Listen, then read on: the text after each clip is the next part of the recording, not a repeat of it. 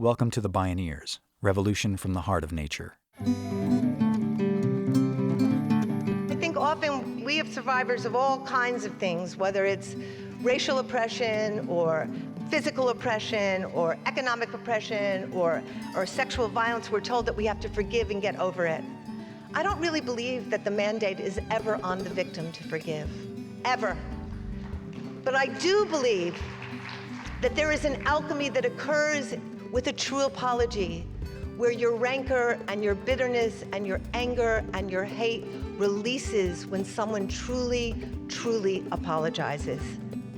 We stand at the threshold of a historic opportunity in the human experiment to reimagine how to live on Earth in ways that honor the web of life, each other, and future generations.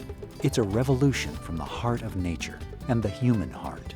In this series, we celebrate social and scientific innovators with breakthrough solutions for restoring people and planet, creating a future environment of hope.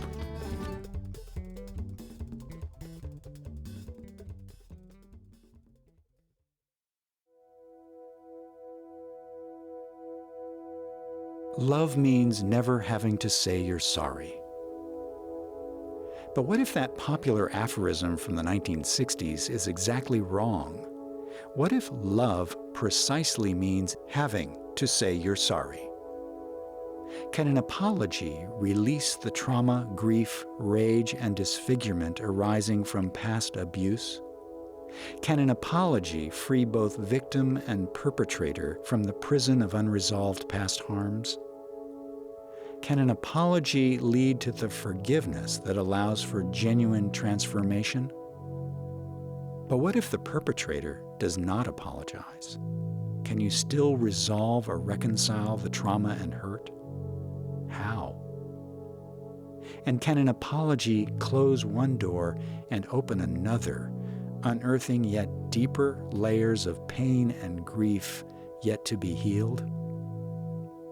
These are some of the agonizing questions that the artist, playwright, performer, and activist Eve Ensler, now known as V, chose to face to resolve her own relationship with her abusive late father. She did it by writing a book, The Apology. In writing it, she tried to imagine being her father. Who was he? What allowed him to do such terrible harms? Could she free herself from this prison of the past? Could she free both of them? This is The Apology. Love means having to say you're sorry. I'm Neil Harvey. I'll be your host. Welcome to the Bioneers, Revolution from the Heart of Nature.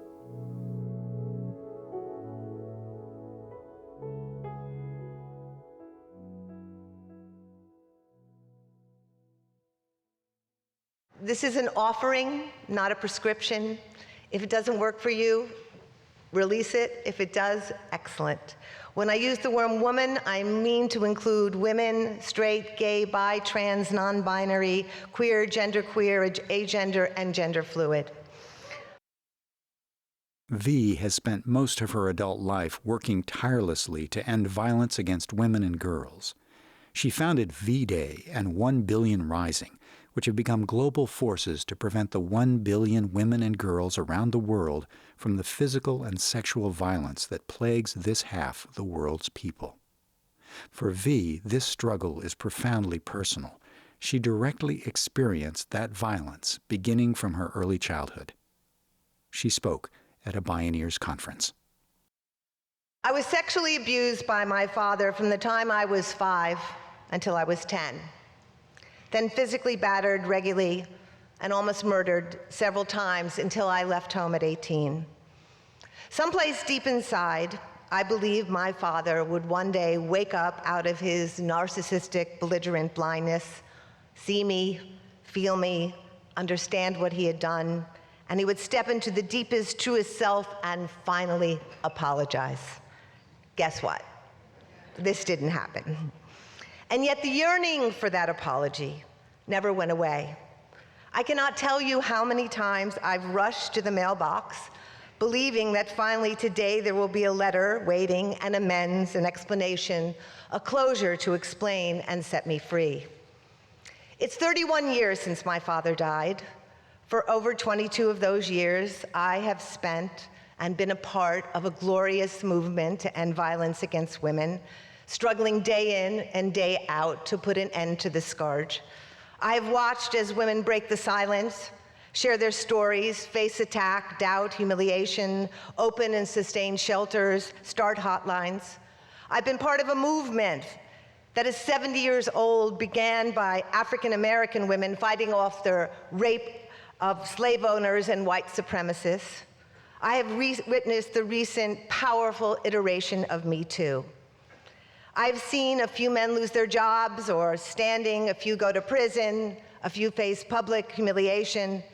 But in all this time, I have never seen or heard any man make a thorough, sincere, public apology for sexual or domestic abuse.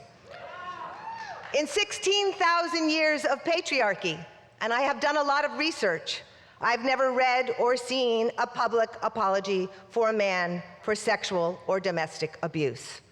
It occurred to me there must be something central and critical about that apology. So I decided I wasn't going to wait anymore, that I was going to climb into my father and let my father come into me, and I was going to write his apology, to say the words, to speak the truth I needed to hear. This was a profound, excruciating, and ultimately liberating experience. And I have to tell you, I learned something very profound about the wound. I don't imagine there's anyone sitting here today that doesn't have a wound that they carry that has in some ways defined or guided or determined your life. And what I learned writing this piece is that when we sit outside the wound, the radiation pours down on us. But when we go through the wound, it's very, very painful. And it feels as if we might die. But as we keep going and going and going and going, we come to a point of ultimate freedom. I learned about what a true apology is. We teach our children how to pray. We teach them the humility of prayer, the devotion of prayer, the attention required, the constancy. But we don't teach our children how to apologize. Or maybe they get to say an occasional meager, "I'm sorry if I hurt you," or "I'm sorry if you feel bad." But what I learned writing this book is that an apology is a process, a sacred commitment, a wrestling down of demons, a confrontation with our most concealed and controlling shadow.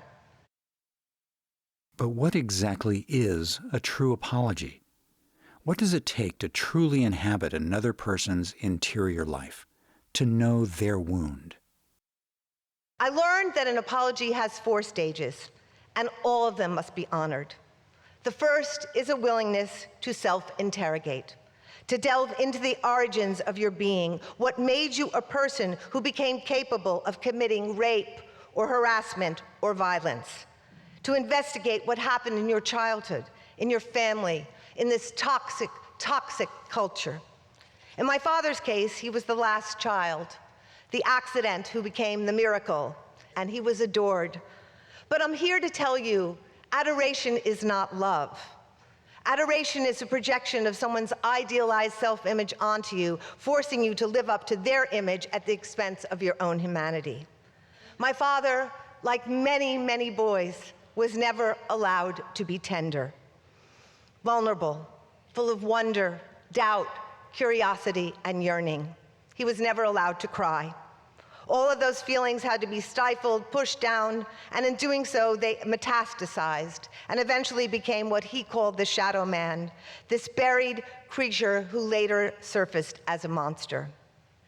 The second stage of an apology is a detailed accounting and admission of what you have actually done. Details are critical because liberation only comes through the details. Your accounting cannot be vague. "I hurt you," or "I'm sorry," or I'm sorry if I sexually abused you," just doesn't do it. Those words don't mean anything. One must say what actually happened. "Then I grabbed you by your hair, and I beat your head over and over against the wall." This investigation into details includes unmasking your real intentions and admitting them. "I belittled you because I was jealous of your power and your beauty, and I wanted you to be less." Survivors, and I know there are many here today, are often haunted for years by the why. Why would my father want to kill his own daughter? Why would my best friend drug and rape me?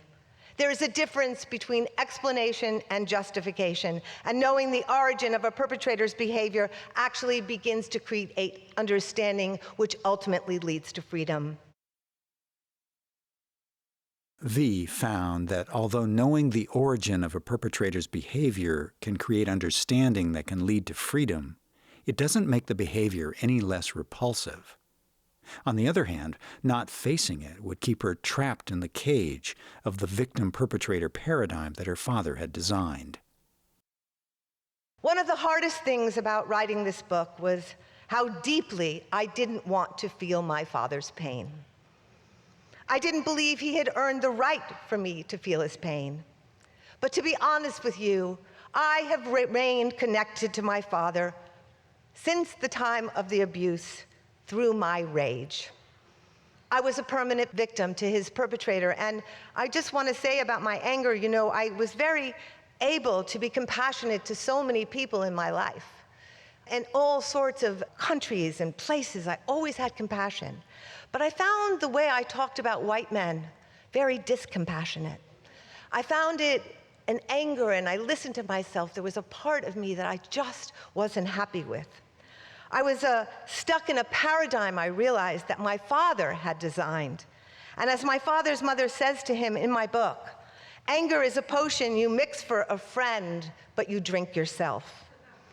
Feeling my father's pain and suffering ironically released me from his paradigm. The third stage of an apology is opening your heart and being, and allowing yourself to feel what your victim felt as you were abusing her. Allowing your heart to break, allowing yourself to feel the nightmare that got created inside her, and the betrayal and the horror, and then allowing yourself to see and feel and know the long-term impact of your violation. What happened in her life because of it? Who did she become or not become because of your actions? And the fourth stage, of course, is taking responsibility for your actions, making amends and reparations where necessary.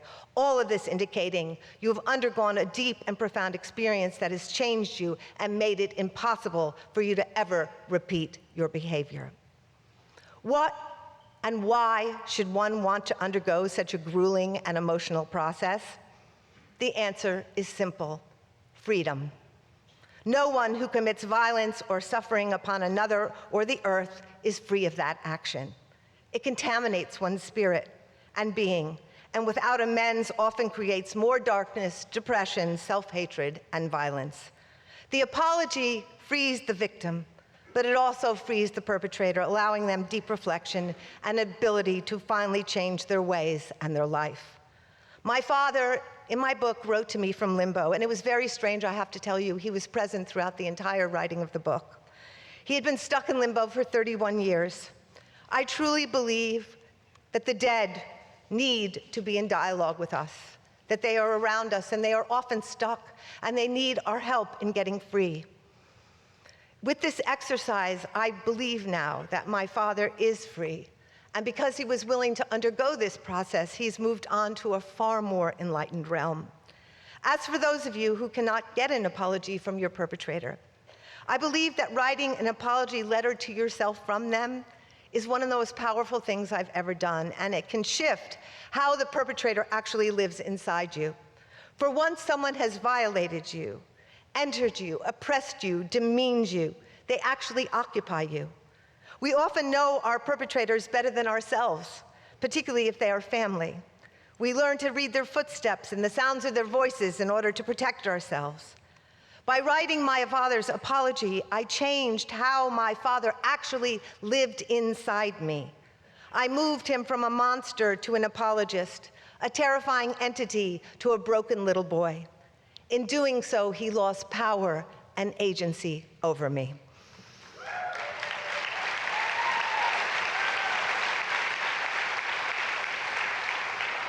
We cannot underestimate the power of the imagination. And I just have to say, in these times that we are living in, our imagination is our greatest tool. It is shifting trauma and karma that has numbed or frozen our life force. And in the deeper and more specificing my imagining and conjuring in this book, the more liberation I experienced. When finally at the end of the book, my father or me or my father or both of us as one, I'm so not clear who wrote this book, my father says to me, "Old man, be gone." It was exactly like the end of Peter Pan. Do you remember when Tinkerbell says goodbye and goes into the ethers? My father was gone, and to be honest, he hasn't come back. From monster to apologist, from terrifying figure to broken little boy.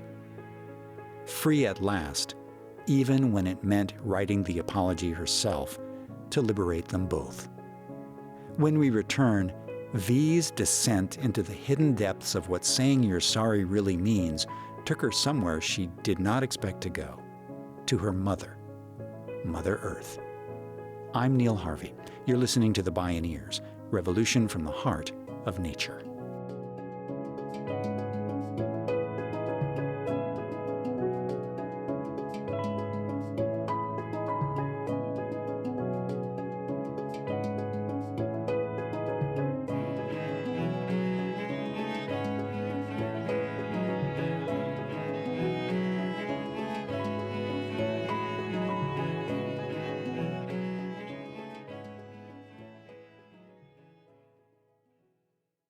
You can explore more Bioneers radio programs, podcasts, and videos online at bioneers.org.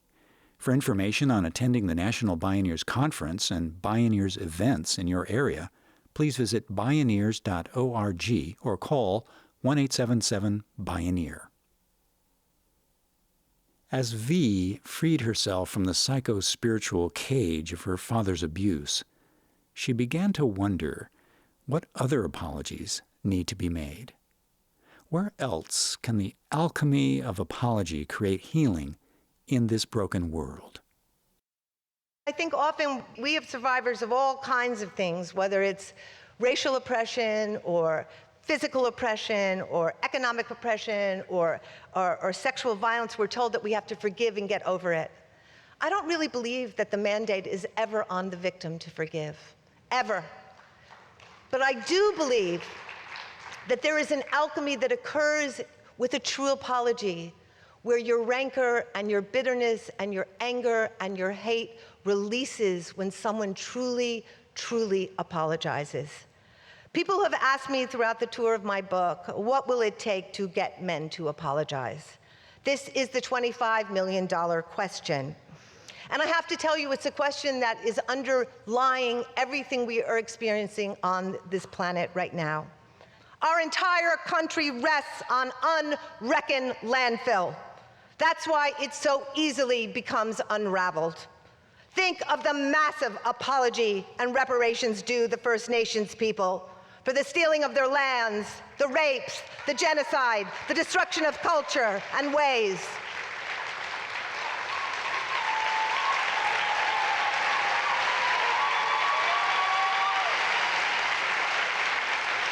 Think of the apology and reparations due African Americans for 400 years of diabolical slavery, lynchings, rape, separations of family, Jim Crow, and mass incarceration.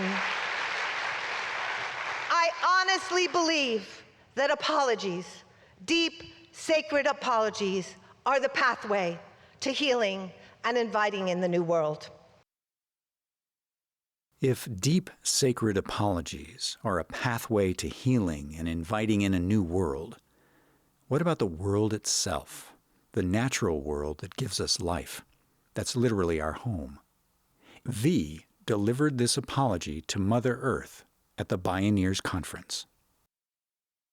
So as I was preparing this talk, something miraculous and difficult happened. I realized there was an apology I needed to make. An apology that would force me to confront my deepest sorrow, my guilt and shame.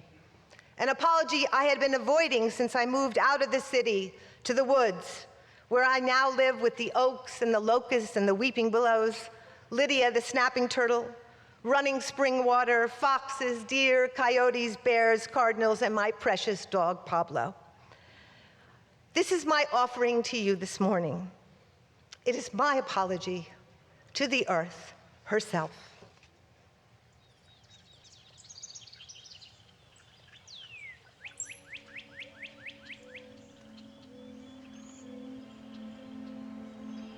Dear Mother, it began with the article about the birds, the 2.9 billion missing North American birds, the 2.9 billion birds that disappeared and no one noticed, the sparrows, the blackbirds, and the swallows who didn't make it, who weren't even born, who stopped flying or singing, making their most ingenious nests that didn't perch or peck their gentle beaks into moist black earth. It began with the birds. Hadn't we even commented in June, James and I, that they were hardly here? A kind of eerie quiet had descended. But later they came back, the swarms of barn swallows and the huge ravens landing on the gravel one by one. I know it was after hearing about the birds that afternoon I crashed my bike, suddenly falling and falling, unable to prevent the catastrophe ahead, unable to find the brakes or make them work, unable to stop the falling. I fell and spun and realized I had already been falling, that we have been falling, all of us, and crows and conifers and ice caps and expectations, falling and falling, and I wanted to keep falling. I didn't want to be here anymore, to witness everything falling and missing and bleaching and burning and drying and disappearing and choking and never blooming. I didn't want to live without the birds or bees or sparkling flies that light the summer nights. I didn't want to live with hunger that turns us feral and desperation that gives us claws. I wanted to fall and fall into the deepest, darkest ground and be still, finally, and buried there. But Mother, you had other plans. The bike landed in grass and dirt, and bang, I was 10 years old, fallen in the road, my knees scraped and bloody. And I realized even then that earth was something foreign and cruel that could and would hurt me, because everything I had ever known or loved that was grand and powerful and beautiful became foreign and cruel and eventually hurt me. Even then, I had already been exiled, or so I felt, forever cast out of the garden. I belonged with the broken, the contaminated, the dead. Maybe it was the sharp pain in my knee and elbow, or the dirt embedded in my new jacket. Maybe it was the shock or the realization that death was preferable to the thick tar of grief coagulated in my chest. Or maybe it was just the lonely rattling of the spokes of the bicycle wheel still spinning without me. Whatever it was, it broke inside me. I heard the howling. Mother, I am the reason the birds are missing. I am the cause of salmon who cannot spawn and the butterflies unable to take their journey home. I am the coral reef bleached death white and the sea boiling with methane poison. I am the millions running from lands that have dried, forests that are burning, or islands drowned in water. I didn't see you, Mother. You were nothing to me. My trauma made arrogance and ambition drove me to that cracking, pulsing city, chasing a dream, chasing the prize, the achievement that would finally prove I wasn't bad or stupid or nothing or wrong. My mother, I had so much contempt for you. What did you have to offer that would give me status in the marketplace of ideas and achieving? What could your bare trees offer but the staggering aloneness of winter or a greenness I could not receive or bear? I reduced you to weather, an inconvenience, something that got in my way, dirty slush that ruined my overpriced city boots with salt. I refused your invitations, scorned your generosity, held suspicion for your love. I ignored all the ways we used and abused you. I pretended to believe the stories of the fathers who said you had to be tamed and controlled, that you were out to get us. I press my bruised body down on your grassy belly, breathing me in and out, and I inhale your moisty scent. I have missed you, Mother. I have been away so long. I am sorry. I am so sorry. I know now that I am made of dirt and grit and stars and river, skin, bone, leaf, whiskers, and claws. I am part of you, of this, nothing more or less. I am mycelium, petal, pistil, and stamen. I am branch and hive and trunk and stone. I am what has been here and what is coming. I am energy and I am dust. I am wave and I am wonder. I am impulse and order. I am perfume peonies in the single parasol tree in the African savanna. I am lavender, dandelion, daisy, dahlia, cosmos, chrysanthemum, pansy, bleeding heart, and rose. I am all that has been named and unnamed, all that has been gathered, and all that has been left alone. I am all your missing creatures, all the sweet birds never born. I am daughter, I am caretaker, I am fierce defender, I am griever, I am bandit, I am baby, I am supplicant. I am here now, Mother, in your belly, on your uterus. I am yours. I am yours. I am yours. Thank you. Thank you.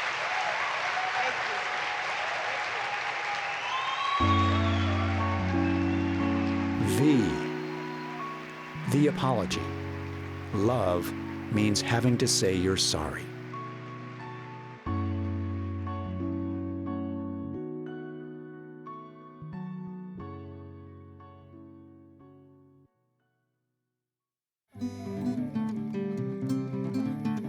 To explore more Bioneers radio programs, podcasts, and videos, visit Bioneers.org. The Bioneers, Revolution from the Heart of Nature is a production of Bioneers and Collective Heritage Institute. Executive producer, Kenny Ausubel. Written by Kenny Ausubel. Senior producer and station relations, Stephanie Welch. Host and consulting producer, Neil Harvey. Producer, Teo Grossman. Program engineer and music supervisor, Emily Harris. Our theme music is co-written by the Baka Forest people of Cameroon and Baka Beyond from the album East to West. Find out more at globalmusicexchange.org.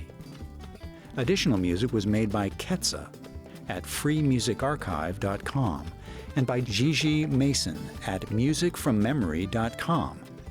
The opinions expressed in this program are those of the presenters and are not necessarily those of Bioneers and Collective Heritage Institute, the underwriters, or this radio station.